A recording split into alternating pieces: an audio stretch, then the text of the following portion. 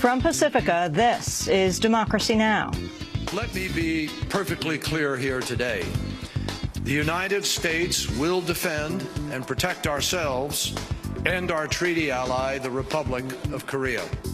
As North Korea threatens to launch a nuclear attack on the United States, the Obama administration is quietly expressing concern its own recent actions may have been too provocative and could inadvertently trigger a deeper crisis. Then a victory for immigrants' rights groups, dropping the I word. The only thing that is being added to the state are illegals. To amnesty for illegals in America. We want illegals to compete for those. Hello, you're illegal! The Associated Press has dropped the phrase illegal immigrant from its style book that's used by news outlets across the country. We'll speak with Rinku Sen. And finally, the New York Police Department on trial. Policing in urban America is on trial. Policing in urban America is at issue. Policing and how black and brown people are treated is on trial. Do not forget that what's happening in New York City by the NYPD is being watched closely by other police departments all over the country. We'll look at the landmark trial on the legality of the New York Police Department's stop and frisk policy and play secretly recorded police tapes heard in the courtroom. All that and more coming up. Welcome to Democracy Now!, democracynow.org, The War and Peace Report. I'm Amy Goodman. The Wall Street Journal reports the White House is reconsidering its recent aggressive stance toward North Korea out of fear it could inadvertently trigger an even deeper crisis. The Journal reports the United States is putting a pause on what several officials described as a step-by-step plan the Obama administration approved earlier this year, dubbed the Playbook, that laid out the sequence and publicity plans for U.S. shows of force during annual war games with South Korea. Tensions continued Wednesday when North Korea announced it had authorized the use of nuclear weapons against U.S. targets. The White House continued to bolster its military posture toward North Korea, meanwhile, by announcing plans to deploy an advanced missile defense system to Guam 2 years ahead of schedule. In Washington, Defense Secretary Chuck Hagel said North Korea marks a real and clear danger. They have nuclear capacity. Now, they have missile delivery capacity now. And so, as they have ratcheted up their bellicose, dangerous rhetoric and some of the actions they've taken over the last few weeks, present a real and clear danger and threat to the interests, certainly, of our allies, starting with South Korea and Japan. And also the threats that the North Koreans have leveled directly at the United States. We'll have more on North Korea after headlines. Connecticut lawmakers have given final approval to what's being described as one of the strictest gun control laws in the country. The measure requires universal background checks for all gun sales, increases gun registration, expands the state's ban on assault weapons, and bans any new sales of magazines with more than 10 bullets. Governor Dannel Malloy is expected to sign the measure into law today. Maryland, meanwhile, has moved a step closer to enacting one of the nation's toughest gun laws. On Wednesday, the Maryland House of Delegates approved a bill that includes the fingerprinting of gun buyers and banning assault weapons and magazines with more than 10 bullets. The bill now returns to the state Senate, which passed a similar version last month.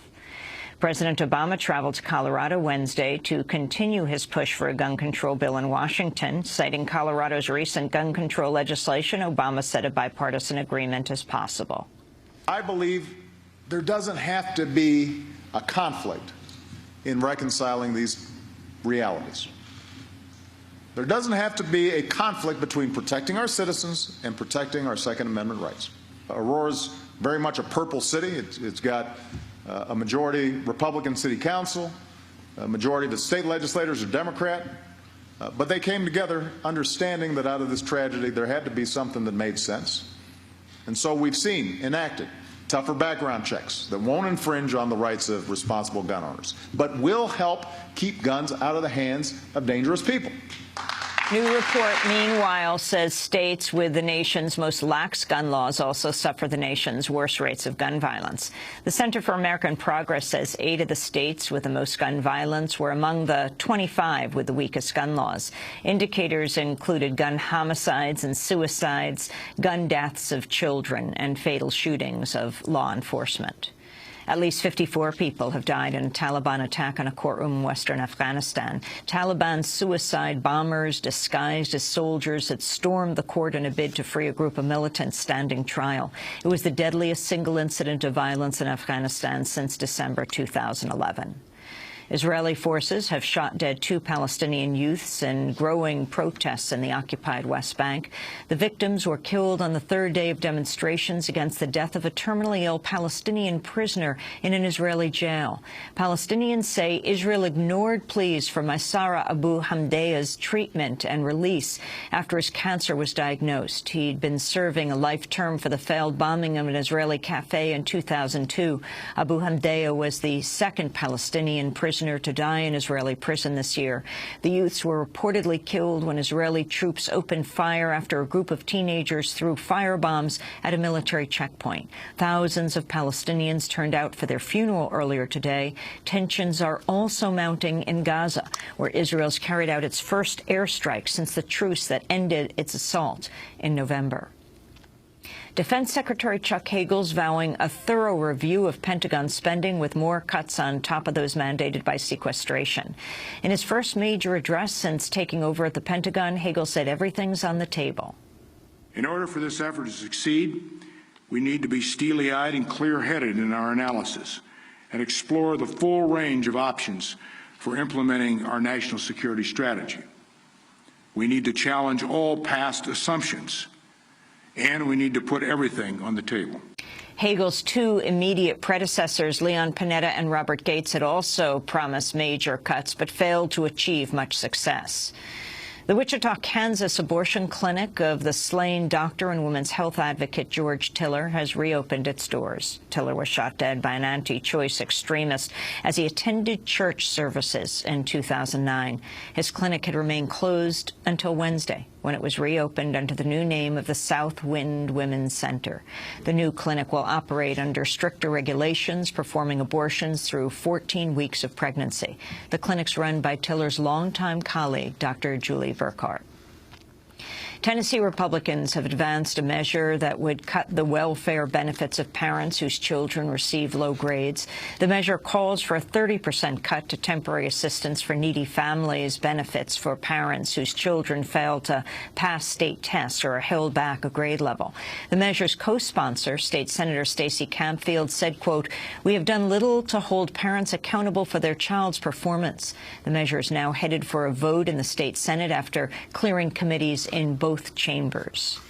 The former head of the Securities and Exchange Commission has joined a Wall Street-tied consulting firm just months after stepping down.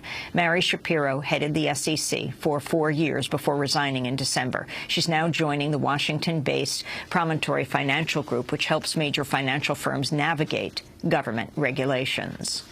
The New York Times is reporting retail companies across the country are amassing huge databases of records on workers who've been accused of stealing. Information about employees is routinely shared even when there's no criminal charge against the worker. Lawyers for employees say they are often coerced into confessing even when they're innocent and without knowing that their statements will be stored. The Federal Trade Commission is currently considering whether the databases violate federal law. New Jersey's Rutgers University has fired the coach of its men's basketball team over video showing him physically assaulting his players and berating them with homophobic slurs. The footage of Mike Rice had actually surfaced last year, but only came to light publicly when it aired this week on the network ESPN. Critics are also calling for the firing of Rutgers athletic director Tim Panetti and Rutgers president Robert Barchi, who for failing to dismiss Rice when they first learned of his behavior. Instead, Rice had been suspended for 3 games, fined $50,000, and ordered to undergo counseling.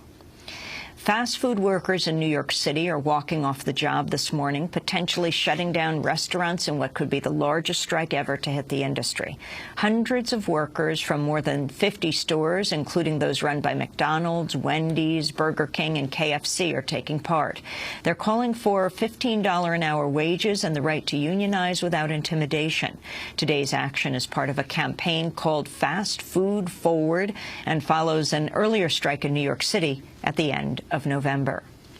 A coalition of peace and justice groups have launched the campaign April Days of Action to oppose drone surveillance and warfare. In New York, dozens of protesters rallied in front of Rockefeller Plaza. Nick Modern of the website No Drones spoke out about the connection between weaponized drones overseas and surveillance drones within the United States. There is no law in the United States against these drones carrying weapons. They can be fitted with a variety of weapons immediately and at any time. So in effect, there is no distinction in the practical sense of spying and threat between the drones operating overseas and in this country. This technology is not entrenched at this point. It's a struggle right now about whether it will be. And people need to understand that this is a moment when they can preserve their rights.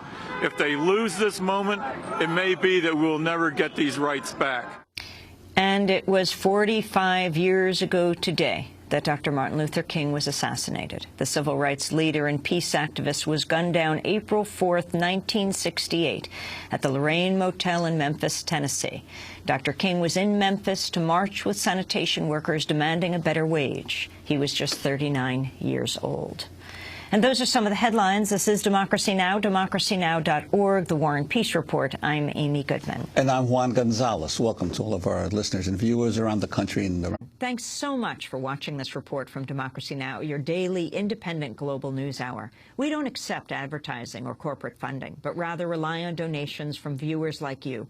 Please make your contribution by visiting democracynow.org. We need your support today to keep bringing you this hard-hitting, in-depth reporting.